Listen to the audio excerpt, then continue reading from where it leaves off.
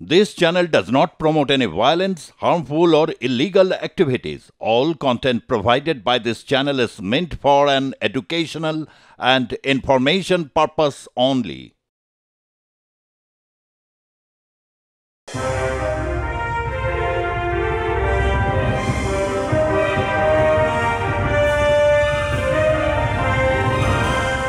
আমি ঋতব্রত ভট্টাচার্য শুরু করছি টাফ টক উইথ ঋতব্রত।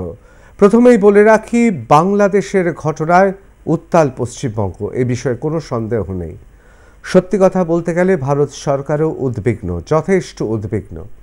এখন প্রশ্ন হচ্ছে, প্রতিবেশী দেশ, একটি সার্বভৌম আলাদা একটি দেশ, তা সত্ত্বেও বাংলা বা ভারতে এত উদ্বেগ কেন? কারণটা খুব স্বাভাবিক। তার কারণ আমরা বাংলা ভাষায় কথা বলি এবং সেখানে যারা আক্রান্ত তারাও বাংলা ভাষায় কথা বলেন, এবং এটা অস্বীকার করার কোনো জায়গা নেই। সংখ্যাগরিষ্ঠ এই পশ্চিম বাংলায় যেমন হিন্দুরা রয়েছে, অর্থাৎ বাঙালি হিন্দুরা রয়েছেন, তেমন সংখ্যালঘু হিন্দুরা রয়েছেন বাংলাদেশে। আপনারা জানেন যে একদিকে ভাষা, অন্যদিকে ধর্ম, এবং এই দুই কারণেই বাংলাদেশের সংখ্যালঘুদের প্রতি পশ্চিম বাংলার মানুষের স্বভাবতই একটা উদ্বেগ আছে। তবে এটা অস্বীকার করার কোনো জায়গা নেই, সেখানে যারা বৌদ্ধ রয়েছেন, যারা সেখানে খ্রিস্ট ধর্ম অবলম্বী আছেন, তাদের প্রতিও কিন্তু একই উদ্বেগ রয়েছে পশ্চিম বাংলায়। আবার অনেক ক্ষেত্রে মনে হয় পশ্চিম বাংলাতেও যারা সংখ্যালঘু তারাও যথেষ্ট উদ্বেগে রয়েছেন। তার কারণ আমাদের পশ্চিম বাংলার কৃষ্টি হচ্ছে, সেখানে ভাষা ধর্ম নয়, সেখানে আমরা মানুষকে, সমস্ত মানুষকে তার মর্যাদা দিই। কিন্তু কোথাও কি তাহলে বাংলাদেশে হিন্দুরা ক্রমশ এমন জায়গায় পৌঁছাচ্ছে যে তারা কোণঠাসা হয়ে যাচ্ছে, এবং তারা কি ধীরে ধীরে এমন একটা অবস্থায় পৌঁছাচ্ছে যেখানে বাংলাদেশকে হিন্দু শূন্য করা হচ্ছে? আজকের অতিথি আমাদের এমন একজন মানুষ যাকে আপনারা সবাই চেনেন। তার ওপর মৃত্যুর পরোয়ানা বারবার উঠছে এমনটাই দাবি। ফোনে তার বারবার বিভিন্ন জায়গা থেকে তাকে হুমকি দেওয়া হচ্ছে। আমাদের সঙ্গে অম্বিকানন্দ মহারাজ, আপনাকে স্বাগত টাফ টক উইথ ঋতব্রততে। নমস্কার। আমি প্রথমে আপনাকে যে প্রশ্নটা করব, যে বাংলাদেশের ঘটনায় এত উদ্বেলিত হয়ে উঠলেন কেন? না দেখুন, আমাদের প্রথমত আপনি আপনার কথার প্রথমেই বললেন আমাদের পার্শ্ববর্তী রাষ্ট্র। ঋতুদা দেখুন, আমাদের কলকাতা শহর থেকে আমাদের সমগ্র পশ্চিমবঙ্গের মানচিত্রটা যদি আমরা দেখি, তাহলে কলকাতা শহর অর্থাৎ পশ্চিমবঙ্গের একদম দক্ষিণের একটা ক্ষেত্র, আর আমাদের একদম উত্তরে শিলিগুড়ি বলুন, কার্শিয়ং বলুন, কালিম্পং বলুন, এই আমি কলকাতা থেকে বা হাওড়া থেকে ট্রেনের যে ডিস্টেন্সটা, শিয়ালদা থেকে, সেই ডিস্টেন্সটাতে আমাদের পৌঁছতে শিলিগুড়ি যতটা সময় লাগে তার থেকেও অনেক বেশি কম সময় লাগে আমাদের বাংলাদেশ পৌঁছতে। আমাদের পেট্রাপোল বর্ডার দিয়ে, বেনাপোল বর্ডার দিয়ে, বা আমাদের যে বর্ডারগুলো রয়েছে সেই বর্ডারগুলো দিয়ে বাংলাদেশ একদম ঘরের কাছে, তো উদ্বেগ হওয়াটা স্বাভাবিক। পয়েন্ট নাম্বার 2, এখানে অর্থাৎ পশ্চিম বাংলাতে যারা বসবাস করি আমরা, তাদের মধ্যে একটা বৃহত্তর অংশ যারা ওপার বাংলার উদ্বাস্তু বাঙালি হিন্দু পরিবারের সন্তান। এই নিয়ে কোনো দ্বিমত নেই, এই নিয়ে কোনো দ্বিধা নেই, কোনো সংশয় নেই। এখন বিষয় হচ্ছে, এখানে আমি শুধু একটা ফুটনোট দিই যে এখনো অনেক মানুষ আছেন, তাদের বাড়িতে বলা হয় দেশের বাড়ি, আমাদের দেশের বাড়ি বা দেশের বাড়ি, অর্থাৎ পূর্ববঙ্গের কথা এখনও তাদের স্মৃতিতে প্রখর, এবং এখনও অনেক বয়োজ্যেষ্ঠ মানুষ আছেন কিছু বললেই দেশের মাটি বলতে গেলে বাংলাদেশের কথাই বোঝান। ঋতুদা, আমার পূর্বপুরুষ অর্থাৎ আমার যদি জন্মগতভাবে আমি দেখি, তাহলে আমার ঠাকুরদার বাবা ছিলেন কুমিল্লার অধিবাসী। কুমিল্লাটা আজকে বাংলাদেশের মধ্যে পড়ছে। কখনো সেটা পূর্ব পাকিস্তান ছিল, কখনো সেটা বাংলাদেশ, এখন যেটা অধুনা যেটা বাংলাদেশ হয়েছে, তার আগে এটা অখণ্ড ভারতবর্ষের অংশ ছিল। আমার মাতৃকুল অর্থাৎ আমার মাতৃদেবীর যে পিতৃবংশ, আমার মামার বাড়ি বা দাদুর বাড়ি যেটাই বলুন, সেটা হচ্ছে ঢাকা বিক্রমপুরের। তো আমার সঙ্গে, আমার রক্তের সঙ্গে, আমার শিকড়ের সঙ্গে তো বাংলাদেশের একটা অঙ্গাঙ্গিভাবে সম্পর্ক রয়েছে। এবং আমি জানি না আপনি ওপার বাংলার কিনা, তবে আমার ধারণা পশ্চিম বাংলাতে একটা বৃহত্তর অংশের মানুষ, অনেকটা বৃহত্তর অংশের মানুষ, তারা কিন্তু ওপার বাংলার মানুষ, এবং তারা ক্রমান্বয়ে, মানে একবার নয়, প্রথমে 46-47 সালের সাম্প্রদায়িক দাঙ্গা, সেই সময় একটা বৃহত্তর অংশের মানুষ এপারে এসেছিলেন তাদের ধর্ম বাঁচাতে, তাদের মঠ মন্দির, তাদের কুলদেবতার সম্ভ্রম বাঁচাতে, তাদের মা বোনের সম্ভ্রম বাঁচাতে। তারপরে যখন 66 সালের যুদ্ধের সময়, সেই সময় একটা বৃহত্তর অংশের মানুষ তারা এপার বাংলার মাটিতে এসেছেন ধর্মীয় সংখ্যালঘু হওয়ার কারণে, ধর্মীয় সন্ত্রাসের কারণে, ধর্মীয় জেহাদের কারণে। আর 71 সালে যখন বাংলাদেশ পূর্ব পাকিস্তান থেকে বাংলাদেশ স্বাধীন হচ্ছে বঙ্গবন্ধু মুজিবুর রহমানের নেতৃত্বে, সেই সময় মুজিবুর রহমান তার ঐতিহাসিক ঢাকার রমনা মাঠের ভাষণে বলছেন যে এদেশ হিন্দুর নয়, এদেশ মুসলমানের নয়, এদেশ খ্রিস্টান, বৌদ্ধ, জৈন, শিখ কারণ নয়, এই দেশ হচ্ছে বাংলাদেশের বাংলা ভাষাভাষী মানুষের। এবং উনি বাঙালিতে জোর দিয়েছেন, বাংলা ভাষাভাষী মানুষ এবং বাঙালিত্বের জোরটা দিয়েছিলেন, যার জন্য তৎপরবর্তীতে স্বাধীন বাংলাদেশের যে জাতীয় সঙ্গীত থেকে শুরু করে তার যে খাদ্যাভ্যাস সবটাই কিন্তু আমাদের পশ্চিমবঙ্গের সাথে খুব মানে ওতপ্রোতভাবে একটা অ্যাটাচমেন্ট আপনি লক্ষ্য করতে পারেন।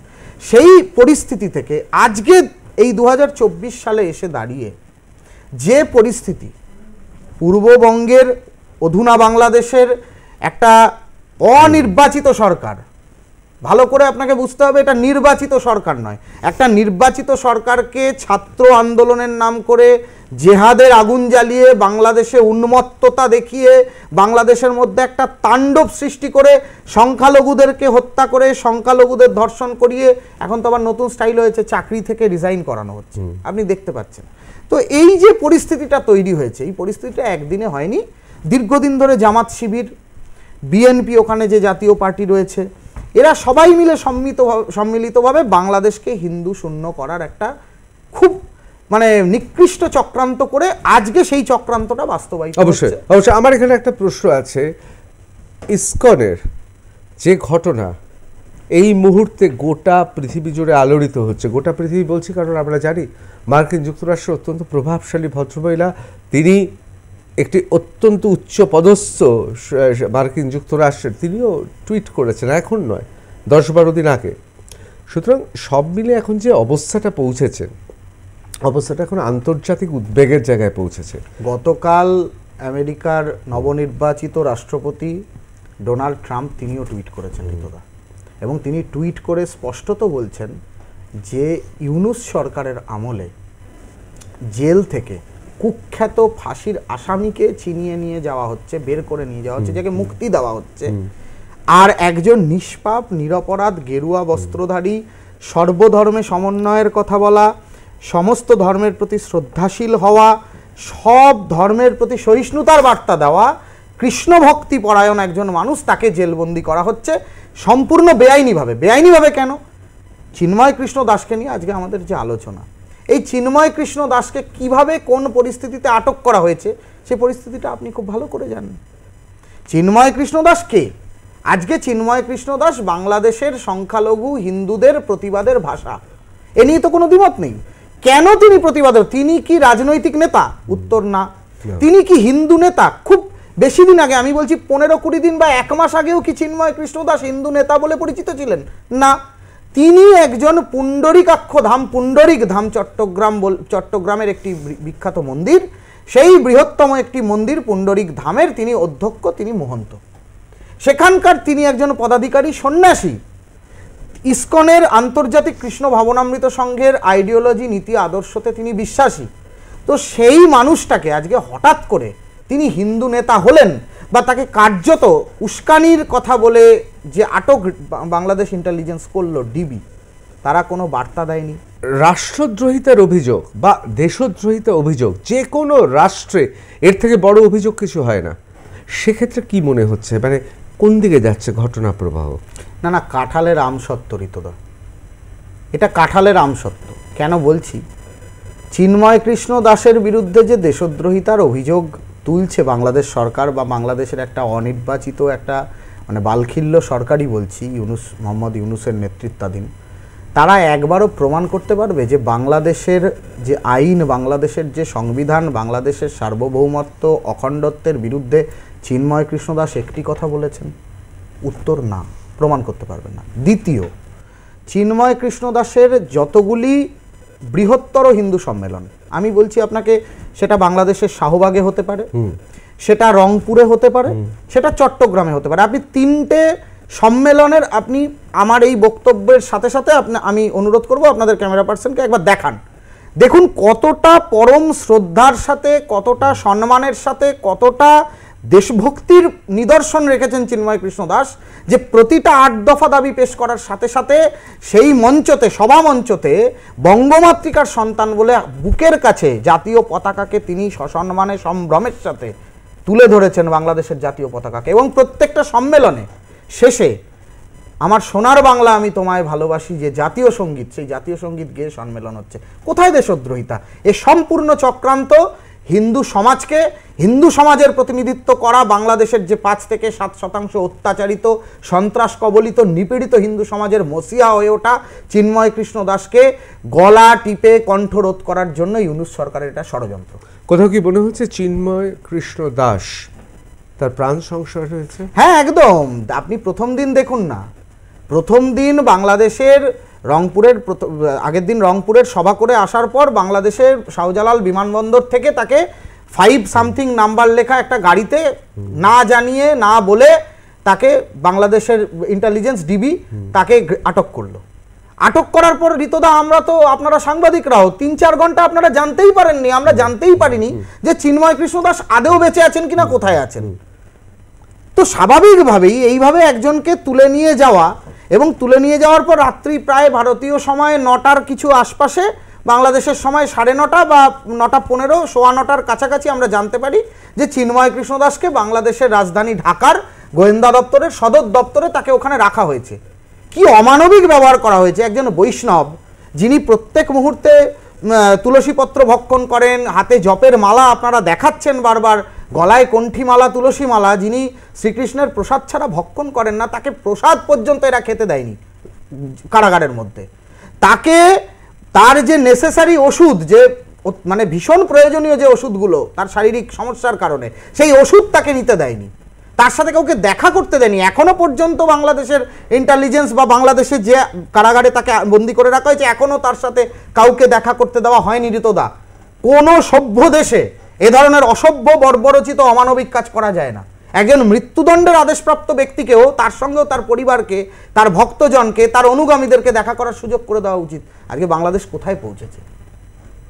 আমি একবার বেরিয়ে আসি এই প্রসঙ্গ থেকে একটু বাইরে। আপনি বলছিলেন ডোনাল্ড ট্রাম্প, তিনি কিন্তু মুখ খুলেছেন, এবং একবার নয়, একাধিকবার। এবং মার্কিন যুক্তরাষ্ট্রের শীর্ষ যারা নেতৃত্ব, যারা বিভিন্ন গুরুত্বপূর্ণ পদে আছেন, তারাও টুইট করেছেন। কিন্তু ভারতবর্ষের প্রধানমন্ত্রীর নাম তো নরেন্দ্র মোদী, এবং অমিত শাহ হচ্ছেন স্বরাষ্ট্রমন্ত্রী, অথবা যারা বিদেশ মন্ত্রকে আছেন প্রত্যেকে অত্যন্ত শ্রদ্ধেয়, এবং অবশ্যই এই রাজ্যের মুখ্যমন্ত্রী মাননীয়া মমতা বন্দ্যোপাধ্যায়। কোথাও মনে হয় না যে এরা সেই হিসেবে যতটা মুখ খোলার বা সোচ্চার হওয়ার কথা ছিল, হয়নি? না, দেখুন, আজকে সকালে আমার যে সোশ্যাল মিডিয়া, সেখানে আমি একটা কথা লিখেছি যে 56 ইঞ্চির ছাতি, যে 56 ইঞ্চির ছাতির জন্য গুজরাট, অশান্ত গুজরাট 2002-এর ওই উত্তাল পরিস্থিতিতে, আপনি তো জানেন সেই সময় সাংবাদিকতার সূত্রে যে 2002-এর যে ভয়ঙ্কর পরিস্থিতি কিভাবে ট্যাকেল করা হয়েছিল, এবং সেই ট্যাকেল করার কি কি খেসারত আজকের প্রধানমন্ত্রী নরেন্দ্র মোদীকে দিতে হয়েছিল। এই আমেরিকা তার ভিসা ক্যান্সেল করেছিল। এমনকি এই নরেন্দ্র মোদীর সম্বন্ধে 2014-এর আগে পর্যন্ত বামপন্থী, অতি বামপন্থী, ঘাসপন্থী যত পন্থীরা রয়েছেন, বিশেষ করে কংগ্রেসের উগ্র দক্ষিণপন্থী যারা, তারা একটাই কথা বলতেন, গুজরাটের কসাই। তো আজকে গুজরাটে কিন্তু মজাটা এটাই যে গোদ্রা কাণ্ডের পর 2002 থেকে আজ পর্যন্ত গুজরাটে কিন্তু একটিও দাঙ্গা হয়নি, সেটা যে কোনো কারণেই হোক। তাহলে আজকে যে গুজরাটকে নরেন্দ্র মোদী শান্ত করেছেন, ঋতদা, কম্পেয়ার হবে, তুলনা হবে, সবসময় ভালোর মধ্যে তুলনা হয়। আমার পাশের বাড়ির ছেলে লালু ফার্স্ট হয়েছে বলে আমার ছোটবেলায়, আমার ছাত্র জীবনে আমার মাও তো বলেছে যে তুই কেন সেকেন্ড হলি, হতেই পারে, এটা কনস্ট্রাকটিভ একটা আলোচনা। সেখানে দাঁড়িয়ে আমার মনে হয়েছে, এটা আমার একান্ত ব্যক্তিগত মতামত, আপনাকে আমি বলতে পারি, নরেন্দ্র মোদীজির যে অতি সক্রিয়তা, তার যে হিন্দু হৃদয় সম্রাট ইমেজ, যে নরেন্দ্র মোদীকে গুজরাটের দাঙ্গা নির্মূলকারী হিসেবে আমরা চিনি, তার ৭১ সালের ইন্দিরা গান্ধীর যে ভূমিকা, তার সাথে তুলনা হলে বোধহয় কিছুটা হলেও পিছিয়ে আসতে হবে। এখন আমি এটাও মানি যে সেই সময়কার আভ্যন্তরীণ পরিস্থিতি, রাজনৈতিক পরিস্থিতি, পররাষ্ট্রনীতি একরকম ছিল, এখনকার পররাষ্ট্রনীতি একরকম ছিল। তখন বাংলাদেশ স্বাধীন ছিল না, তখন বাংলাদেশ পাকিস্তানের দ্বারা অকুপাইড ছিল, বাংলাদেশের ওপর অত্যাচার হচ্ছিল, বাংলাদেশের হিন্দু মুসলমান সবার ওপরে অত্যাচার হচ্ছিল রাজাকারদের দ্বারা, এবং সেটা পশ্চিম পাকিস্তান থেকে পুরোপুরি কন্ট্রোল করা হতো। কিন্তু আজকে বাংলাদেশ স্বাধীন, তৎসত্ত্বেও কোথাও না কোথাও এটা একজন সাধারণ মানুষ হিসেবে আমার মনে হয় নরেন্দ্র মোদীজিকে, স্বরাষ্ট্রমন্ত্রী অমিত শাহজিকে, বিশেষ করে আমাদের বিদেশমন্ত্রী এস জয়শঙ্করজি, আপনাকে আপনার এই আলোচনা প্রসঙ্গেই বলি, আমি গত দুদিন আগে আমি যখন এই পরিস্থিতি, যখন চিন্ময় কৃষ্ণ প্রভু গ্রেপ্তার হলেন, সেদিনকেই আমি রাত্রিবেলায় মাননীয় বিদেশমন্ত্রীর কাছে মেইল মারফত আমি আমার অভিযোগ জানিয়েছি। আমি বলেছি যে বাংলাদেশের ওপরে যে ঘটনা ঘটে চলেছে, বিগত কয়েক বছর ধরে 2021-এও ঘটনা ঘটেছিল, তারপরে আজকে 2024-এ যে ঘটনা ঘটছে, ছাত্র আন্দোলনের নাম করে প্রথমে শুরু হয়েছে, আজকে হিন্দু নিধন হচ্ছে প্রকাশ্যে, তার প্রতি ভারত সরকারের কিছু দায়বদ্ধতা আছে। যেহেতু বাংলাদেশের চিকিৎসা ব্যবস্থা অতটা উন্নত নয়, চিকিৎসা করাতে বাংলাদেশের হিন্দু মুসলমান সবাইকে আসতে হয় ভারতে। বাংলাদেশের যে পণ্য, যে আমাদের যে সরবরাহ হয় পণ্য ট্রাক মারফত, সীমান্ত মারফত, সেই পণ্য সরবরাহ ব্যবস্থা সবটাই যখন ভারত কেন্দ্রিক, তাহলে ভারতকে তো প্রেশারাইজ করতে হবে। সেই শক্তি প্রদর্শনটা কোথাও না কোথাও এখনো পর্যন্ত মনে হচ্ছে অনেকটা কম। এখন প্রতি মুহূর্তে পরিবর্তন হবে পরিস্থিতি। তাহলে আপনি বলছেন কেন্দ্র সরকারের, বিশেষ করে নরেন্দ্র মোদী নেতৃত্বাধীন কেন্দ্র সরকারের কাছ থেকে আপনি যেরকম সক্রিয়তা আপনি প্রত্যাশা করেন সেই সক্রিয়তা পাচ্ছেন না। পশ্চিমবঙ্গ সরকারের ক্ষেত্রে কি বলবেন? না না, পশ্চিমবঙ্গ সরকারের কাছ থেকে আমি কোনো সক্রিয়তাই আশা করি না। তার কারণ হচ্ছে, দেখুন, তুলনা যদি দুই বাংলার মধ্যে হয় তাহলে সব রকম তুলনা হওয়া দরকার। দেখুন, ওখানে মোহাম্মদ ইউনূস সাহেব সরকার চালাচ্ছেন। আমি গত দুদিন আগেই একটি সংবাদ মাধ্যমে বলেছি যে পশ্চিমবাংলায় যিনি সরকার চালাচ্ছেন তিনি তো ইউনূস সাহেবের বোনই, ইউনূস সাহেবের আত্মীয়ই। কেন আমি বলি, আমরা বাংলাদেশ নিয়ে এত কথা বলছি ঋতুদা, আমরা যে সময় আজকে কলকাতা শহরে বসে শো করছি, গতকাল রাত্রে, গতকাল বিকেলে, গতকাল দুপুর থেকে ধর্মতলা চত্বরে কারা জড়ো হয়েছিলেন ওয়াকফ বিলের বিরুদ্ধে? কি আলোচনা হয়েছিল সে মঞ্চতে, এবং সে মঞ্চ থেকে কি বিষোদ্গার কেন্দ্রীয় সরকারের বিরুদ্ধে করা হয়েছিল, সেগুলো কি আমরা ভুলে যাব? এইভাবেই তো একদিন সিএ এর বিরুদ্ধে আন্দোলনের নাম করে, একদিনকে এনআরসির বিরুদ্ধে আন্দোলনের নাম করে স্টেশনের পর স্টেশন পোড়ানো হয়েছে। কোথায় দিল্লিতে বসে কোন নুপুর শর্মা না কে একজন রাজনৈতিক নেত্রী কি বলছেন একটা ডিবেট শোতে বসে, যেমন আজকে আমরা আপনার টক শোতে বসে আলোচনা করছি, সেটাতে কি পরিস্থিতিতে কি বলেছেন সেটা নিয়ে এই 7 পয়েন্ট ঘরের কাছে পার্ক সার্কাসে, এই আমাদের কোনা এক্সপ্রেসওয়ে জ্বলেছে রাস্তার দুধার, আপনারা দেখিয়েছেন, আমরাও দেখেছি। তো পশ্চিমবাংলা আর বাংলাদেশের মধ্যে পার্থক্য কোথায়? আরও নবতম সংযোজন আমি আপনাকে বলছি, এই কয়েকদিন আগে বেলডাঙার ঘটনা আমাদের মনে করিয়ে দিয়েছে বেলডাঙার যে রক্তাক্ত স্মৃতি, সেই বেলডাঙার রক্তাক্ত স্মৃতি, কার্তিক পুজোর মণ্ডপের পর মণ্ডপ জ্বালিয়ে দেওয়া, ভেঙে দেওয়া, 10 নম্বর ওয়ার্ড বেলডাঙা মিউনিসিপ্যালিটির, সেখানে একের পর এক হিন্দুর বাড়িঘর লুট হওয়া, একের পর আমি এখানে একটু জিজ্ঞেস করবো চাইলে, আপনি কি বলছেন যে দাঁতের বদলে দাঁত, চোখের বদলে চোখ, তাহলে তো সেটা মধ্যযুগীয় রীতি। না, মধ্যযুগীয় বর্বরতাতে আমি বিশ্বাসী নই, তবে ঋতুদা কোথাও কোথাও মারের পাল্টা মার দিতে হবে। এখন যা পশ্চিমবঙ্গের পরিস্থিতি, আমি আপনাকে বলছি, আমি খুব জেনে বুঝে বলছি, দেখুন, আমি মারামারিতে বিশ্বাসী নই, কিন্তু আপনাকে যখন কেউ এসে অহেতুক গায়ে হাত তুলবে, তখন তাকে তো আপনি নীতিজ্ঞান শেখাতে পারবেন না, আপনাকে তো তাকে পাল্টা উত্তর দিতে গেলে তো আপনাকেও হাত চালাতে হবে। এটা তো বীরভোগ্য বসুন্ধরা, আমাদের প্রাচীন কৃষ্টি বলছে। আমি মারামারিতে বিশ্বাসী নই, কিন্তু সেলফ ডিফেন্স বলে তো একটা শব্দ আছে। তাহলে আপনি যেটা বলছেন, একদিকে কেন্দ্র সরকার, অন্যদিকে রাজ্য সরকার, এবং এই মুহূর্তে যে পরিস্থিতি বলছেন, যে সক্রিয়তা আপনি আশা করেছিলেন, প্রত্যাশা করেছিলেন, সেই সক্রিয়তা দেখতে পাচ্ছেন না একদম। তাহলে কি কোথাও ধরে নেব পশ্চিমবাংলার ইতিহাসে, যেহেতু প্রথম কয়েক দশক সেখানে জাতীয় কংগ্রেস ছিল, তারপর 3 দশকের বেশি সময় ধরে বামফ্রন্ট সরকার ছিল সিপিআইএম নেতৃত্বাধীন, এবং এখন মমতা বন্দ্যোপাধ্যায় নেতৃত্বাধীন তৃণমূল সরকার রয়েছে, তাহলে কি কোথাও ধরে নেব যে পশ্চিমবাংলায়, সেটা পূর্ববঙ্গ থেকে আগত হোক বা পশ্চিম বাংলার যারা হিন্দু বাঙালি, তাহলে তাদের কোনো দল নেই বলেই এই ধরনের ঘটনা? না, তাদের কোনো দল নেই নয়, তাদের তো তাদের দলটার নামই তো ভারতীয় জনতা পার্টি বলে আমি জানতাম। তার কারণ দেখুন, এখন কি মনে হচ্ছে? না, আমি বলি তার কারণ হচ্ছে, দেখুন একটা মন্তব্য আপনি যদি আমায় আটকে দেন তাহলে বলুন, কথাটার ভুল হ্যাঁ। বার্তা যাবে। দেখুন, ডক্টর শ্যামাপ্রসাদ মুখার্জির পরিচিতি কি? তিনি একজন হিন্দু মহাসভার নেতা, তিনি প্রথম ক্যাবিনেট মিনিস্টার, শিল্পমন্ত্রী, পশ্চিমবঙ্গ থেকে নির্বাচিত মন্ত্রী। তাকে কেন যে ভারতীয় জনসংঘ করতে হলো? হিন্দু মহাসভা থেকে বেরিয়ে তিনি ভারতীয় জনসংঘ করলেন না, মন্ত্রিসভা থেকে পদত্যাগ করলেন উদ্বাস্তু সমস্যার স্থায়ী সমাধানের জন্য এবং কাশ্মীর থেকে ৩৭০ ধারা বিলোপের জন্য। তিনিও তো একজন বঙ্গ সন্তান। উদ্বাস্তু সমস্যাটা দুদিকে ছিল, একদিকে আমাদের পাঞ্জাবে ছিল, আর সবচেয়ে বেশি ছিল হচ্ছে আমাদের পূর্ববঙ্গ, ত্রিপুরা, আসাম, এই যে এলাকাটা যেটা বাংলাদেশের পার্শ্ববর্তী। তো আজকে সেই উদ্বাস্তু সমস্যার স্থায়ী সমাধানের জন্য মন্ত্রিসভা থেকে ছেড়ে আসা মানুষটা ডক্টর শ্যামাপ্রসাদ মুখার্জি, তার দল তো বাঙালি হিন্দুর দলই হওয়া উচিত ছিল। কিন্তু বর্তমানের যা পরিস্থিতি, সেক্ষেত্রে কোথাও না কোথাও একটা অশনি সংকেত তো দেখা যাচ্ছেই। কোথাও কি মনে হচ্ছে যে পশ্চিমবঙ্গ সরকার এবং কেন্দ্রীয় সরকার তারা রাজধর্ম পালনের জন্য এই যুক্তরাষ্ট্রীয় কাঠামোতে অর্থাৎ ফেডারেল স্ট্রাকচারে একইভাবে কাজ করবে? কারণ এটা দেশের সরকার, পশ্চিমবঙ্গ সরকার রাজ্য সরকার এবং কেন্দ্রীয় সরকার হচ্ছে দেশের সরকার, এ বিষয়ে কোনো রকম দ্বিমত নেই। কিন্তু কোথাও কি মনে হচ্ছে ভারতীয় জনতা পার্টি বাম এবং কংগ্রেসকে এ রাজ্য থেকে দূরে সরানোর জন্যে, এবং এখনও পর্যন্ত যা প্রাপ্ত ফলাফল তাতে ভারতীয় জনতা পার্টির থেকে তৃণমূল মানে আমরা দেখতে পাচ্ছি বাম এবং কংগ্রেসকে পর্যুদস্ত করতে অনেক বেশি, যাকে বাংলায় বলা হয় ওস্তাদ, ইংরেজিতে বললে এক্সপার্ট বলা যেতে পারে, অর্থাৎ তারা দক্ষ। সেই কারণে ভারতীয় জনতা পার্টি তৃণমূল এর এই দলটিকে পশ্চিম বাংলায় অনেক বেশি মনে করছে গ্রহণযোগ্য এই বাম এবং কংগ্রেসদের থেকে, এবং সেই জন্যে রাজনৈতিক বাধ্যবাধকতার কারণে অথবা ২৯ নামক শব্দটা সংসদীয় রাজনীতিতে ম্যাজিকের মতো কাজ করবে বলে আসলে কিন্তু বিরোধিতা দেখালেও প্রধান বিরোধী দল বিরোধী নয়, এরকম কি আপনি মনে করেন?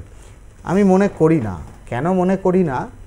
দেখুন, আমাদের পশ্চিমবঙ্গের বিধানসভার যিনি বিরোধী দলনেতা মাননীয় শুভেন্দু অধিকারীর যে প্রতিবাদ, সেই প্রতিবাদটা কিন্তু একেবারেই নো সেটিং অপোজিশনের প্রতিবাদ।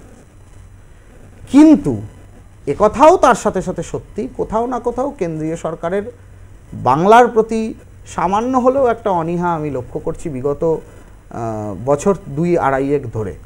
যতটা সক্রিয়তা পশ্চিম বাংলার বাঙালি হিন্দুদের সংঘবদ্ধ করার জন্য হওয়া দরকার ছিল, বা কেন্দ্রীয় সরকারের কাছ থেকে যতটা সহযোগিতা আমরা আশা করেছিলাম পশ্চিমবঙ্গের একটা দুর্নীতিগ্রস্ত সরকারকে উৎখাত করার জন্য তাদের অতি সক্রিয়তা বা সক্রিয়তা, সেটা কিন্তু দেখতে পাচ্ছি না। তার অনেকগুলো কারণ আছে। সেই কারণগুলোর মধ্যে প্রধানতম কারণ হলো যে যাদের বিরুদ্ধে প্রধান বিরোধী দল অভিযোগ করছেন বিভিন্ন বিষয় নিয়ে, ধরুন আপনি কয়লা, বালি, গরু ইত্যাদি, কিন্তু ব্যাপারটা খানিকটা সেই মধুচন্দ্রিমা যাপনের জন্য যাতায়াত হয়ে যাচ্ছে না, মানে বারবার যাওয়া। আমরা একবার দেখে নেব যে মমতা বন্দ্যোপাধ্যায় ঠিক কি বলেছেন। তার কারণ মমতা বন্দ্যোপাধ্যায় পরিষ্কার জানিয়ে দিয়েছেন গোটা বিষয়টা কিন্তু কেন্দ্রীয় সরকার দেখবে। তিনি কি বলেছেন একবার দেখে নেব। বাংলাদেশটা একটা অন্য দেশ, ভারতবর্ষটা একটা অন্য দেশ। একটা দেশ আর একটা দেশের সম্বন্ধে যদি কিছু করে সেটা সেই দেশকে করতে হয়। আমরা দুঃখিত, আমরা মর্মাহত, অনেক মানুষ আগেও মারা গেছে, এখনো অত্যাচারিত হচ্ছে, আগেও আন্দোলনেও অনেক ছাত্রছাত্রীরা মারা গেছে এবং আজও তার রেস চলছে। এবং আমরা তো কেউ ঘটনাটাকে সমর্থন করছি না, যে কোনো ঘটনায় যে কোনো ধর্মের ওপরেই হোক না কেন আমরা সেটাকে সমর্থন করি না। রাজনৈতিকভাবে যাই মতভেদ থাকুক না কেন, আমরা এটা নিশ্চয়ই চাই না যে কোনো ধর্মে বিভেদ হোক এবং তার কোনো রেশ কারো উপর পড়ুক, এটা আমরা কখনোই চাই না। এবং সেন্ট্রাল গভর্নমেন্টে যারা আছেন তারাও তো পার্টিকুলার একটা ধর্মের বিরুদ্ধে প্রচণ্ড একটা ভিন্ডিকটিভ অ্যাটিটিউড নেন। আমরা মনে করি কোনোটাই ঠিক নয়। আমরা শুনছিলাম মাননীয় মুখ্যমন্ত্রী মমতা বন্দ্যোপাধ্যায় কি বলছেন। তিনি তো খুব পরিষ্কার বললেন, রাজ ধর্ম এবং যুক্তরাষ্ট্রীয় কাঠামোতে এবং আমাদের ভারতবর্ষের সংবিধান অনুযায়ী কেন্দ্র সরকার এটি সার্বভৌম প্রতিবেশী দেশ সম্পর্কে যা তারা সিদ্ধান্ত নেবেন সেই সিদ্ধান্ত অনুযায়ী কাজ করবেন। এটা তো একদিকে দেখতে গেলে তো এটা রাজধর্ম পালন হলো, অন্যদিকে দুই সরকারই এক সুর। না দেখুন ঋতদা, আপনি মমতা দেবীর বক্তব্যটাকে যদি ভালো করে শোনেন, আমি শুনছিলাম আপনাদের চ্যানেলের মাধ্যমে, উনি কিন্তু বেশ সুন্দর পিঠ বাঁচিয়ে কথা বলেছেন। আপনি বলছেন বলটা কেন্দ্র সরকারের কোর্টে দিয়ে দিলেন। একদম, উনি বলছেন যে কেন্দ্রীয় সরকারও তো একটা ধর্মের বিরুদ্ধে কথা বলে। ওনার এই কথাটা, এই বাংলাদেশ ইস্যুতে এই মন্তব্যটার কি গুরুত্ব আছে আর কি প্রয়োজনীয়তাটা আছে আপনি বুঝতে পেরেছেন কিনা জানি না, আমি অন্তত বুঝতে পারিনি, এটুকু বলতে পারি। ওনার আজকের এই বিষয়টা তো বাংলাদেশ, বা বিষয়টা চিন্ময় কৃষ্ণ প্রভু, বিষয়টা বাংলাদেশের সংখ্যালঘু নির্যাতন, সেখানে এই মন্তব্যটার কি প্রয়োজনীয়তা যে বাংলাদেশের বিষয় নিয়ে। আর খুব সুন্দর করে উনি ওনার 30% ভোট ব্যাংকের রাজনীতিটাকে বাঁচিয়ে, সেটার ছোঁয়া বাঁচিয়ে খুব সুন্দর করে মুখ খুললেন। এটাই মমতা বন্দ্যোপাধ্যায়, এটাই ওনার থেকে শেখা। আমি এবার যে প্রশ্নটা করবো, এই প্রশ্নের জন্য যদি আমার জীবনে কোনো অসুবিধা হয় তাও আমায় করতে হবে। কোথাও কি তাহলে মনে করেন মহারাজ একদিকে অবাঙালি হিন্দু, অন্যদিকে চতুর্দিকে অন্যান্য বিভিন্ন বিপদগামী শক্তি, জঙ্গি শক্তি, মধ্যখানে গাজা স্ট্রিপের মতো এই মুহূর্তে পশ্চিমবাংলার বাঙালিরা? না, পশ্চিমবঙ্গের বাঙালিরা তো বহুদিন ধরেই বারুদের স্তূপের ওপর বসে রয়েছে। পশ্চিমবঙ্গের বাঙালি হিন্দুরাই তো সাফারার। আপনি দেখুন না, পরপর দেখুন না, এই মানে 2024 সালের ঘটনা প্রবাহ দেখুন। জুলাই মাসে জনাব ফিরহাদ হাকিম, কলকাতার মহানাগরিক, রাজ্যের পুরনগর উন্নয়ন দপ্তরের মন্ত্রী, কি করলেন? তিনি ধনধান্য স্টেডিয়ামে একটি ইসলামিক সভা থেকে বলছেন দাওয়াতে ইসলামের মাধ্যমে যারা অন্য ধর্মে জন্মগ্রহণ করেছে তাদেরকেও ইসলাম ধর্মে নিয়ে আসতে হবে। জন্মসূত্রে যারা ইসলাম ধর্মে জন্মগ্রহণ করেনি তারা অত্যন্ত একটা অশুভ জিনিস এবং তারা অত্যন্ত একটা খুব খারাপ, এটা তার মূল বিষয়বস্তু ছিল। তার বিরুদ্ধে আমি পথে নেমেছি। সেদিন অনেক সংগঠন, নামজাদা সংগঠন, অনেক অর্গানাইজেশন তারা রাস্তায় নামতে ভয় পেয়েছিল। বিষয়টা ববি হাকিম কেন্দ্রিক, মার খাওয়ার সম্ভাবনা ছিল। কিন্তু এই কলকাতা শহরের বুকে বেছে 10টার ওপরে বেশি থানার সামনে দাঁড়িয়ে সেদিনকে বঙ্গীয় হিন্দু সেনা প্রতিবাদ করেছে। আজকে তারপর দেখুন, এই গত কয়েকদিন আগে জনাব সিদ্দিকুল্লাহ চৌধুরী, যে সিদ্দিকুল্লাহ চৌধুরীর আজকে জামিয়াতে উলেমায়ে হিন্দের গতকালকের সভা, দুপুরের সভাতে হঠাৎ করে শিয়ালদা স্টেশনে, হাওড়া স্টেশনে দাড়িওয়ালা টুপি পরা লোকের ভিড়। আমি তো সকালবেলায় উঠে ভিডিও দেখতে দেখতে ভাবছি যে এটা হাওড়া স্টেশন না করাচি বা লাহোরের কোনো একটা রেলওয়ে স্টেশন। আমি তো অবাক হয়ে গেছি দেখে। তো সেই পরিস্থিতিতে সিদ্দিকুল্লাহ চৌধুরী কি বললেন? ये जो धर्मतला है, एकदम कोट अनकोट बोलছি, ये जो धर्मतला है, ये जो राजभवन है, ये सब मौकूफा जायदी, ये सब वक्फ बोर्ड का प्रॉपर्टी है, कोई लेने वाला नहीं, कोई पूछने वाला नहीं। আচ্ছা, কি করে বললেন উনি এই কথাগুলো?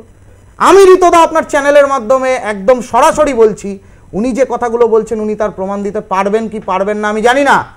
তবে জনাব সিদ্দিকুল্লাহ সাহেব, আপনি শুনে রাখুন, এই কলকাতা শহরের যে ধর্মতলা, যে রাজভবনের কথা আপনি বলছেন, সেই জায়গাটা কিন্তু আসলে না ওয়াকফ বোর্ডের প্রপার্টি, না কলকাতা শহরের প্রপার্টি, না সুতানুটি, গোবিন্দপুর, কালীঘাট নিয়ে যে কলকাতা তার প্রপার্টি।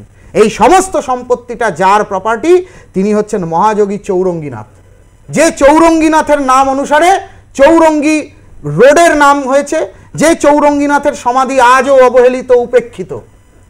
কলকাতা শহরের মূল প্রাণপুরুষ, যিনি কালীঘাটের মা কালীকে প্রতিষ্ঠা করেছিলেন, সেই মহাযোগী চৌরঙ্গীনাথ, যিনি মৎস্যেন্দ্রনাথের সুযোগ্য শিষ্য ছিলেন এবং একজন সিদ্ধ মহাযোগী ছিলেন, সেই চৌরঙ্গীনাথ তার জীবনের শেষ সময়টা অতিবাহিত করেছিলেন এই কলকাতাতে, এবং তার সমাধি আজও চৌরঙ্গী রোডে নীরবে নিভৃতে হাজার হাজার বিল্ডিংয়ের মাঝখানে লুকিয়ে রয়েছে। আমি যদি এখন ক্লেম করি আপনার এই চ্যানেলের মাধ্যমে ঋতুদা, যে সমস্তটা দেবত্ব সম্পত্তি আমাদের বুঝিয়ে দিতে হবে, এগুলো কি মামার বাড়ির মোয়া নাকি ওয়াকফ বোর্ডের প্রপার্টি বলে উনি যে কথাগুলো বলছেন?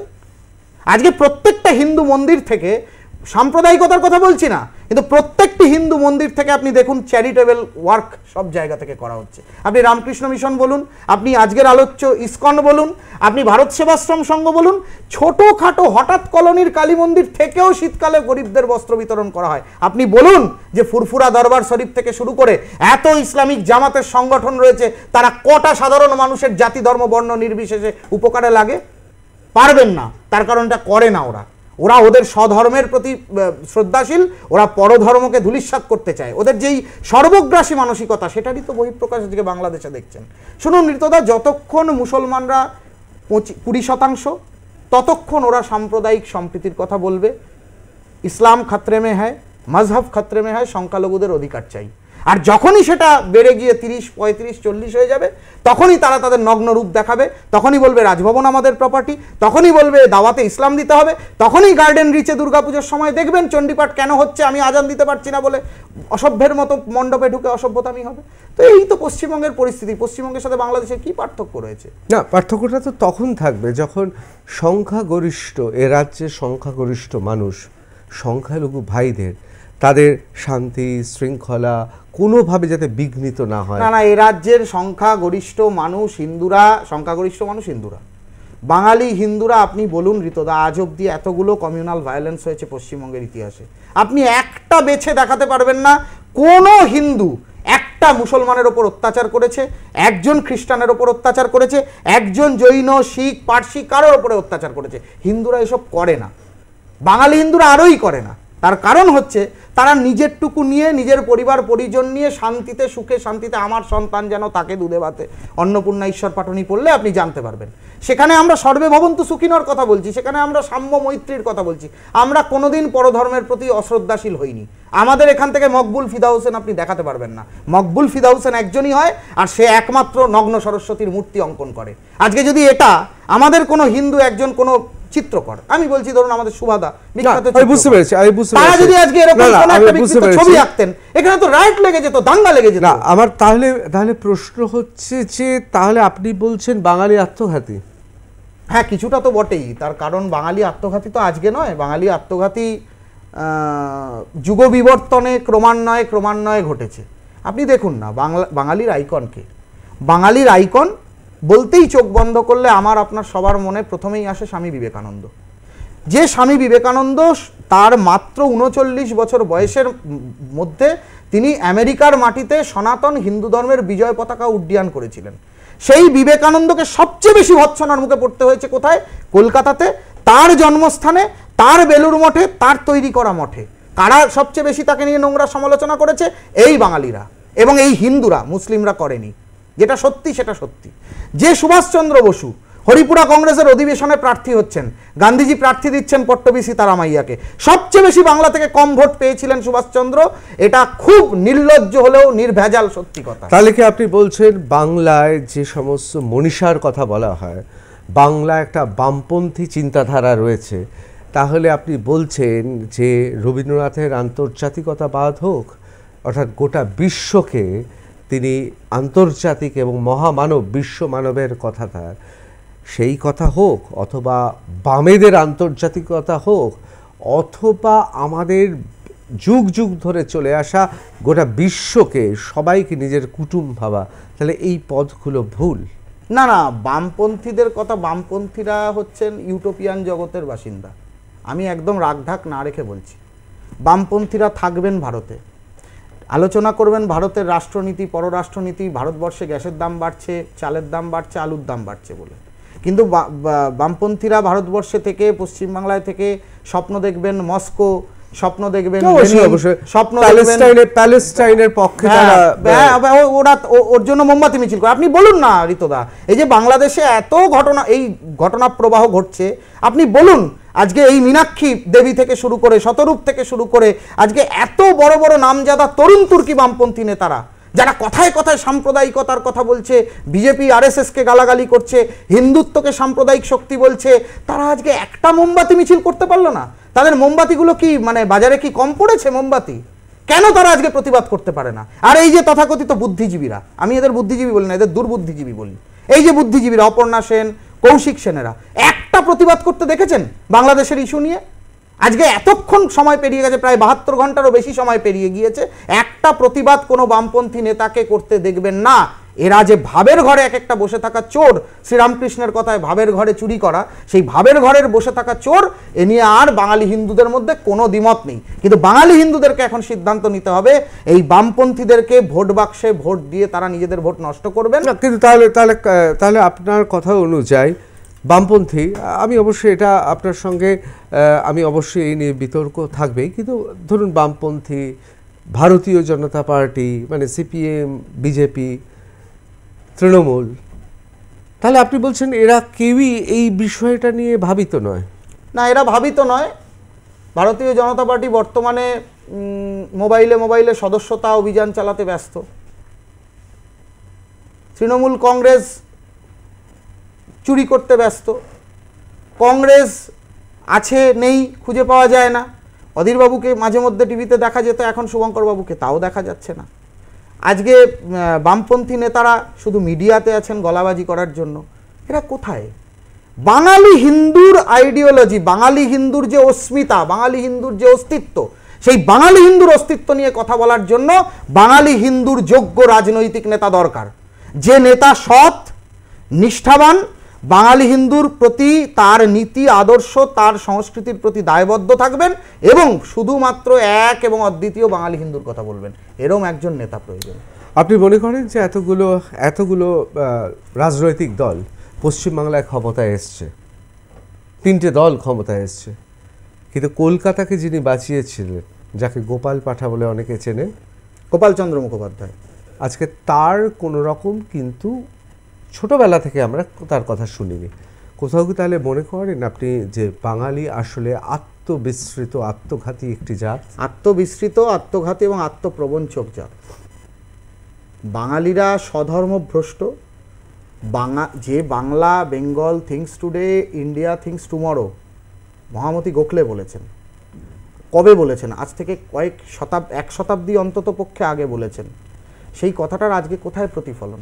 আজকে সারা ভারতবর্ষ যা আজকে ভাবে, সেটা দুদিন বাদে হয়তো পশ্চিমবঙ্গ ভাবছে। আজকে সারা ভারতবর্ষ ডেভেলপমেন্ট হচ্ছে, সারা ভারতবর্ষে উত্তরপ্রদেশে হচ্ছে, গুজরাটে হচ্ছে, মধ্যপ্রদেশে হচ্ছে, রাজস্থানে হচ্ছে। পশ্চিমবাংলায় কোনো ডেভেলপমেন্ট নেই। পশ্চিমবাংলায় শুধু দান, খয়রাতি, ভাতা, আর এই ভাতা সর্বস্ব একটা সংস্কৃতি। আর চপ শিল্প তো মাননীয় মুখ্যমন্ত্রীর অনুপ্রেরণায় হয়েই গিয়েছে। এখন তো পাবলিক টয়লেটের ওপরেও মাননীয় মুখ্যমন্ত্রীর অনুপ্রেরণার বোর্ড লাগানো আছে। তাহলে কি কোথাও আপনি মনে করছেন যে এই মুহূর্তে যে অবস্থা রয়েছে তাতে ভারতবর্ষের, গোটা ভারতীয় এই উপমহাদেশে যে অত্যাচারের সম্মুখীন হিন্দু বাঙালিরা,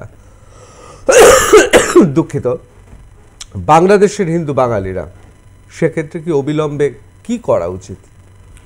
দেখুন, বাংলাদেশের হিন্দুদের সুরক্ষার জন্য ভারত সরকারকে খুব সক্রিয় হতে হবে, অতি সক্রিয় হতে হবে। যে 5 থেকে 7% বাঙালি হিন্দু ওখানে বেঁচে আছেন, তাদের নিরাপত্তাকে ওখানে সুনিশ্চিত করতে হবে। আর না হলে পরে বাংলাদেশের যে অন্তর্বর্তীকালীন সরকার এবং তার প্রধান, তারা বিজ্ঞপ্তি দিয়ে দিন, তারা সরাসরি বলে দিন যে এখানে হিন্দুরা থাকতে পারবে না, আমরা আমাদের হিন্দু। তাহলে আপনি কি বলছেন তাহলে যুদ্ধের আশঙ্কা আছে? যুদ্ধের আশঙ্কা, যুদ্ধ হওয়া উচিত, যুদ্ধ হওয়া উচিত। যেভাবে 71 সালে ইন্দিরা গান্ধী মুক্তিযোদ্ধা বাহিনীকে সক্রিয় করেছিলেন বাংলাদেশে, আজকে বাংলাদেশের বুকে সেই পরিস্থিতি দাঁড়িয়েছে। যেভাবে ইসরায়েল জবাব দিতে পারে, সেইভাবে ভারতবর্ষ আজকে জবাব দিতে পারে। ভারতবর্ষের সামরিক শক্তি, ভারতবর্ষের প্রতিষ্ঠা, গরিমা, আজকে যে স্থানে আজকে ভারতবর্ষকে নরেন্দ্র মোদী নিয়ে গেছেন, সেই শক্তি প্রদর্শন করার সময় এসে গেছে। এ নিয়ে কোনো দ্বিমত নেই, এ নিয়ে কোনো সংশয় নেই। অবশ্যই আমার সময় একেবারে শেষ। আমি শুধু আপনাকে একদম শেষ মুহূর্তে গিয়ে বলবো যে কোথাও কি আপনার মনে হয় না যে বাংলাদেশ আমাদের প্রতিবেশী দেশ, আমরা বড্ড বেশি নাক গলাচ্ছি? একদম মনে হয় না, একদম মনে হয় না ঋতুদা। আপনাকে আমি বলি, এবার আপনার একদম শেষ পর্যায়ে এসে আমি আমার ব্যক্তিগত উপলব্ধির কথা বলি। দাদা, সাংবাদিকতার সূত্রে আপনিও আমাকে দীর্ঘদিন ধরে চেনেন, আমিও আপনাকে দীর্ঘদিন ধরেছি। বাংলাদেশের সঙ্গে আমাদের নারীর টান। আজ গত 3 দিন আগে চট্টগ্রামে যখন চিন্ময় কৃষ্ণ প্রভুকে প্রিজন ভ্যান থেকে নামানো হয়েছে, সেই চিত্রগুলো আপনারা দেখাবেন। তারপর নামিয়ে যখন বিচার হওয়ার পর, তার জামিন নামঞ্জুর হওয়ার পর, যখন চট্টগ্রাম আদালতের মধ্যে তাকে আবার প্রিজন ভ্যানে তোলা হয়েছে। আপনি দেখুন তো ওখানকার ওই ৫-৭% হিন্দুরা তারা কিভাবে চিন্ময় কৃষ্ণ প্রভুকে ওখান থেকে না নিয়ে যাওয়ার জন্য সংকল্পবদ্ধ রাস্তার উপর শুয়ে পড়েছে। আপনি কি বলছেন মানবাধিকার লঙ্ঘন? মানবাধিকার লঙ্ঘন হচ্ছে। আরে ও বাংলাদেশে তো একটা সংখ্যালঘু বিষয়ক দপ্তর আছে, সেখানকার প্রত্যেকটা একটা স্বাধীন রাষ্ট্রে তো একটা সংখ্যালঘুদের জন্য আলাদা দপ্তর থাকে, তাদের জন্য একটা বিশেষ আলাদা আইন থাকে, সংরক্ষণ থাকে। কোথায় সেগুলো? আপনার সঙ্গে যোগাযোগ রয়েছে এই মুহূর্তে বাংলাদেশ থেকে? এই মুহূর্তে অসংখ্য মানুষের যোগাযোগ হয়েছে। চিন্ময় কৃষ্ণ প্রভুর প্রচুর গুণমুগ্ধ অনুগামীরা আমার সঙ্গে যোগাযোগ করেছেন। আমি তাদের মেসেজ আপনাদেরকে দেখাতে পারি। যে শাহবাগ চত্বরে চিন্ময় কৃষ্ণ প্রভুকে অজ্ঞাতভাবে আটক করার প্রতিবাদে প্রথম আন্দোলন হয়েছিল শাহবাগে, সেখানে যে অধ্যাপক কুশলবরণ চক্রবর্তী থেকে শুরু করে চট্টগ্রামের সংস্কৃত বিভাগের অধ্যাপক কুশলবরণ চক্রবর্তী, তাদের সাথে আমাদের ফোনে কন্টিনিউ কথা হচ্ছে। বাংলাদেশের অসংখ্য হিন্দু নির্যাতিতদের সঙ্গে আমার কথা হচ্ছে। বাংলাদেশের বিভিন্ন হিন্দু ধর্মগুরুদের সাথে কথা হচ্ছে। চট্টগ্রামের সীতাকুণ্ড পাহাড়ের শঙ্কর মঠ থেকে শুরু করে ভোলাগিরি আশ্রম থেকে শুরু করে তারা প্রত্যেকে উদ্বিগ্ন, তারা কাঁদছেন। ভিডিও কলে যখন কথা হচ্ছে তারা কাঁদছেন। আপনি তো ইতিমধ্যে দাবিও করছেন যে আপনাকে যে মৃত্যুর হুমকি দেওয়া হচ্ছে সেটা বাংলাদেশ থেকে না, বাংলাদেশের এই অরাজকতার বিরুদ্ধে মুখ খোলার জন্য এর আগেও আমার কাছে বহু হুমকি ফোন এসেছে বাংলাদেশের নাম্বার থেকে। হোয়াটসঅ্যাপে হুমকি মেসেজ আসছে, আমি আপনাদেরকে সেটাও দেখাতে পারি। এবং আমার যে সোশ্যাল মিডিয়ার হ্যান্ডেলগুলো, সেখানকার যে ইনবক্সগুলো, আপনি ঋতদা যে অশ্রাব্য ভাষায় প্রাণহানির হুমকি দেওয়া হচ্ছে আপনি কল্পনা করতে পারবেন না। শুধুমাত্র আমার অপরাধ, আমি ওপার বাংলায় থাকা একজন হিন্দু ভাইয়ের পাশে দাঁড়িয়েছি। ওপার বাংলায় থাকা ৫-৭% হিন্দু মা বোন, আমাদের ভাই, আমাদের বাবা, আমাদের আত্মীয়দের জন্য, যারা আমাদের আত্মার আত্মীয়, তাদের প্রতি হওয়া অন্যায়ের বিরুদ্ধে আমি মুখ খুলেছি। তার জন্য আমাকে প্রতিবাদ করার শাস্তি পেতে হচ্ছে। কি মনে হচ্ছে আগামী কয়েক দিন অত্যন্ত অশান্ত থাকবে? দেখুন, গতকাল বিকেলে মাননীয় প্রধানমন্ত্রীর সঙ্গে আমাদের বিদেশমন্ত্রীর একটি সাক্ষাৎকার হয়েছে। আমি আশাবাদী, কারণ নরেন্দ্র মোদীজিকে আমি যতটুকু চিনি, তার যে সিংহ বিক্রম, তার যে পরাক্রম, হয়তো আমরা অনেক বেশি ধৈর্যহারা হয়ে যাচ্ছি, কারণ আমরা চোখের সামনে আস্থা রয়েছে। আমার আস্থা রয়েছে, এবং আমার এই আস্থার জায়গা থেকে বলছি, নরেন্দ্র মোদীজি যদি 500 বছরের ঐতিহাসিক যে ভুল মিথ্যা তা সংশোধন করে অযোধ্যায় রাম জন্মভূমিতে রাম মন্দির করতে পারেন, নরেন্দ্র মোদীজি যদি ভারতবর্ষ জুড়ে এক দেশ এক আইনের জন্য লড়তে পারেন, নরেন্দ্র মোদীজি যদি ইউনিফর্ম সিভিল কোডের জন্য লড়তে পারেন, কাশ্মীর থেকে 370 ধারা বিলোপ করতে পারেন, কাশ্মীরকে ঠান্ডা করতে পারেন কাশ্মীরের উগ্র জিহাদি মৌলবাদীদের, নরেন্দ্র মোদীজির পররাষ্ট্রনীতি, কূটনীতি, আগামী দিনে আমরা আশাবাদী খুব তাড়াতাড়ি আমরা দেখব ইউনূস সরকারকে চাপে পড়তে, এবং এটা হওয়া খুব প্রয়োজন আছে। তা না হলে বাংলাদেশের থেকে এখানে কোনো রকম ভিসা কোনো বিধর্মী মানুষকে, যারা আজকে সংখ্যালঘুদের ওপর অত্যাচার করছে, অবশ্যই মুসলিম ধর্মাবলম্বী আক্রমণাত্মক যে জিহাদি শক্তি, তাদের এখানে কোনো ভিসা দেওয়া হবে না। এখানকার কোনো হসপিটালে, কোনো নার্সিংহোমে তাদেরকে ভর্তি করা হবে না। তাদের এখানে ডাক্তার দেখাতে আসা, তাদের এখানকার পণ্য গ্রহণ করা, সব কিছু বন্ধ করে দেবো। এবং বাংলাদেশের যে ইলিশ, বাংলাদেশের যে পণ্য, এখানে আমরা কেউ গ্রহণ করব না। আমি এই প্রতিবেদনের মাধ্যমে, আপনার এই আলোচনা সভার মাধ্যমে আমি হাত জোর করে আবেদন করছি, বাংলাদেশের সব পণ্য আপনারা বয়কট করুন। ওরা বুঝুক যে ওখানকার সংখ্যালঘুদের উপর অত্যাচার করার কি শাস্তি হতে পারে। অবশ্যই দেখতে দেখতে সময় একেবারে শেষ, কিন্তু বিষয়টি অত্যন্ত গুরুত্বপূর্ণ, এ বিষয়ে কোনো সন্দেহ নেই। এবং সবচেয়ে বড় কথা, খুব সংবেদনশীল বিষয়ও বটে। তবে ভারতবর্ষ সভ্যতার ইতিহাসে তার গোটা বিশ্বকে নিজের কুটুম ভাবাটা আমাদের শিখিয়েছে। ভারতবর্ষ তার চেতনায়, তার চিন্তায়, মননে বহু ভাষাভাষী, বহু ধর্মে বিশ্বাসী সবার বাড়ির ঠিকানা এই দেশ। এবং সবচেয়ে বড় কথা, পশ্চিমবঙ্গ সরকার অন্তত রাজনৈতিক দল মত নির্বিশেষে নিশ্চয়ই এই রাজ্যটা উৎসবার। যুক্তরাষ্ট্রীয় কাঠামোতে একদিকে ভারত সরকার, অন্যদিকে পশ্চিমবঙ্গ সরকার, অনেকেই বলছেন যথেষ্ট সদর্থক ভূমিকা গ্রহণ করেছে। এবং আমাদের মনে রাখতে হবে, এই দেশের এবং এই রাজ্যে আমাদের কৃষ্টি, আমরা সবাই মিলেমিশে একসঙ্গে থাকি। এত সত্ত্বেও প্রতিবেশী দেশে মুক্ত মনা, উদার চিন্তার মানুষজন রয়েছেন সেখানে শুভ বুদ্ধি সম্পন্ন মানুষরা। আমি নিজে বিভিন্ন সময় বিভিন্ন জায়গায় দেখেছি যে সমস্ত ধর্ম এবং সমস্ত ধরনের বিশ্বাসের প্রতি সেখানকার বিভিন্ন সংখ্যাগুরু ধর্মাবলম্বীদের যারা ধর্ম প্রচারক তারাও কিন্তু এই কথা বলেছেন। সুতরাং আশা রাখতে পারি গোটা উপমহাদেশে শান্তি ফিরবে, আর এই শান্তি শুধুমাত্র ভারত বা বাংলাদেশের জন্য নয়, মানব সভ্যতার এবং এই যুগের পক্ষেও অত্যন্ত গুরুত্বপূর্ণ। অম্বিকানন্দ মহারাজ, আমি আপনাকে অনেকক্ষণ ধরে অনেক প্রশ্ন করেছি, অসংখ্য ধন্যবাদ, আপনি উত্তর দিয়েছেন অবলীলাক্রমে। আপাতত টাফ টক উইথ ঋতব্রত এখানেই শেষ করছি। অন্যান্য খবরের জন্য চোখ থাকুক আর প্লাস নিউজে, সবার আগে সবার পাশে।